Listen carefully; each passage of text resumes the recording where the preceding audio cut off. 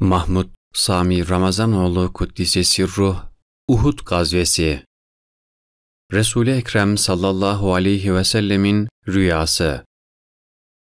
Cuma gecesi Resulullah sallallahu aleyhi ve sellem rüyasında görmüş ki bir takım sığırlar boğazlanıyor. Zülfikar, nam kılıcın ucu kırılıp bir gedik peyda olmuş ve arkalarına bir muhkem zırh giyip mübarek elini o zırhın yakasına sokmuş. Resul-i Ekrem sallallahu aleyhi ve sellem ferdası günü bu rüyasını ashab-ı kirama söyledi ve boğazlanan sığırlar ashabımdan katlolunacak zevata ve kılıcım ucundaki gedikte ehli beytimden birinin katıl olunmasına işarettir ve muhkem zırh da Medine demektir diye tabir eyledi. Şu hale nazaran Medine içinde durunuz, düşman içeri hücum ederse tedafûi ve tahaffûz-i cenk ediniz diye buyurdu. Ashab-ı kiramdan bazıları da bu sureti münasip gördü. Reisül münafıkîn olan Abdullah İbni Ubey İbni Selül de bu reyde bulundu ve "Ya Resulallah, zamanı cahiliyette düşman zuhurunda biz ne vakit çıkar isek mağlup olur idik ve ne vakit Medine'de kalıp da müdafaa eder isek galip gelir idik" dedi.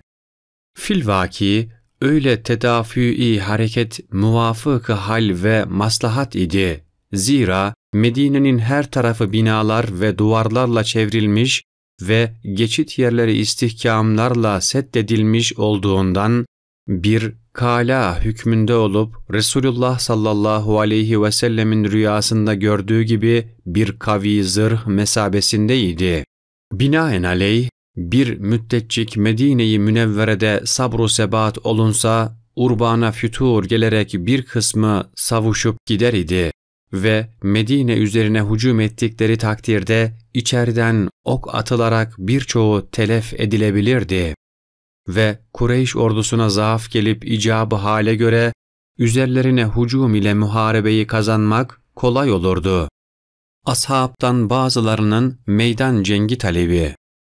Fakat Bedir gazasında bulunmayan yeniler şühedayı Bedir'in nail olduğu derecatı Resul-i Ekrem sallallahu aleyhi ve sellem'den işitmekle o gazada bulunmadıklarına son derece müteessif olmalarıyla "Ya Resulallah, biz Allah'tan bugünü ister idik. Bizleri dışarı çıkar, düşmanlarımız ile göğüs göğüse cenk edelim" dediler. Ashab-ı kiramdan bazıları da "Eğer çıkmaz isek düşman bizim zaafımıza ve korkaklığımıza hamlederek şımarır" diye çıkıp da meydanda cenk zaruretini tercih ettiler. Hazreti Hamza radıyallahu anh da gayet şeci ve bahadır bir zat olduğundan Medine'de kapanıp durmaya havsalası mütehammil olamadığı cihetle düşman üzerine çıkıp da hücum etmek isterdi. Onun üzerine Resul-i Ekrem sallallahu aleyhi ve sellem dahi çaresiz dışarı çıkıp meydan cengi etmek üzere karar verdi ve "Sabru sebat eder iseniz bu kere de Cenab-ı Hak size nusret ihsan eder" diye buyurdu. Cuma hutbesinde fezail-i cihadı beyan buyurdu ve ikindi namazını cemaatle eda ettikten sonra Ebu Bekir es-Sıddik ve Ömerül Faruk radıyallahu anhüma hazretleriyle beraber Hücre-i Mutahharesine gitti. İkisi birlikte Resulullah sallallahu aleyhi ve sellemin imamesini düzelttiler ve elbise-i seferiyesini giydirdiler. Resul-i Ekrem sallallahu aleyhi ve sellem birbiri üzerine iki zırh giydi ve kılıcını kuşanıp yine onlarla beraber Hücre-i Mutahharesinden dışarı çıktı. Sair ashab-ı kiram da hep hazır olup ve avali kariyeleri ahalisi gelip kaffeten Resul-i Ekrem sallallahu aleyhi ve sellemin çıkmasını beklemeye başladılar. Askerlikte en mühim vazife seraskerin emrine itaattir. Halbuki Askerliğin en mühim vazifesi, harekat-ı harbiyede seraskerin emrine tamamiyle itaat ederek onun rey-ü tedbirine asla karışmamaktır. Resul-i Ekrem sallallahu aleyhi ve sellem Efendimiz tahaffuzi cengi tensip buyurmuş iken bazı ashabın onu dışarı çıkmaya mecbur etmeleri büyük bir hataydı. Evs kabilesinin reisi ve Ensar-ı Kiram'ın en ulusu olan Sa'd bin Muaz radıyallahu anh ile Üseyyid bin Hudayr radıyallahu anh, siz Resulullah'ı istemeyerek çıkmaya mecbur ettiniz, işi ona bırakmalıydınız. Ona vahiy gelir ve işin iktisasını o sizden âlâ bilir diye onları tevbih ettiler. Onlar da bu istediklerine nadim oldular.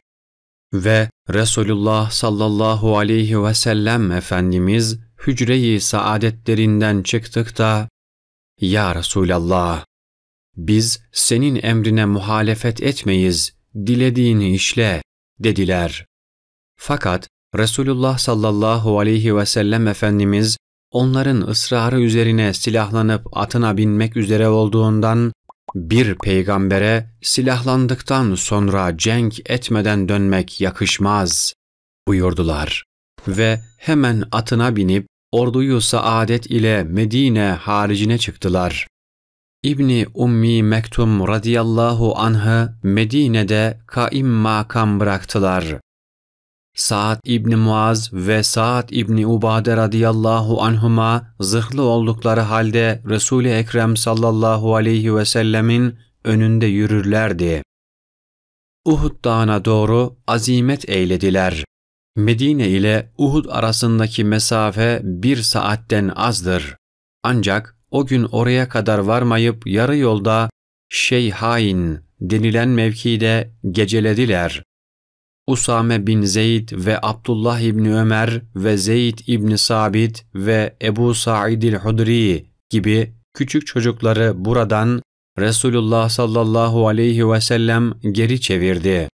O gece Muhammed İbni Meslemetül Ensari radıyallahu anh Hazretleri 50 nefer asakiri İslamiye ile orduyu saadetin etrafını dolaşmak üzere karakol vazifesine çıktı. Zevkan İbni Abdülkays radıyallahu anh Hazretleri de gece ordu içinde dolaşıp Resul-i Ekrem sallallahu aleyhi ve sellemin çadırını muhafaza etmekteydi. Seher vakti Resul-i Ekrem sallallahu aleyhi ve sellem orduyu saadet ile o mevkiden kalkıp Uhud dağına doğru hareket buyurdu. Yanında mevcudu asakiri İslamiye'nin adedi 1000 kadar idi.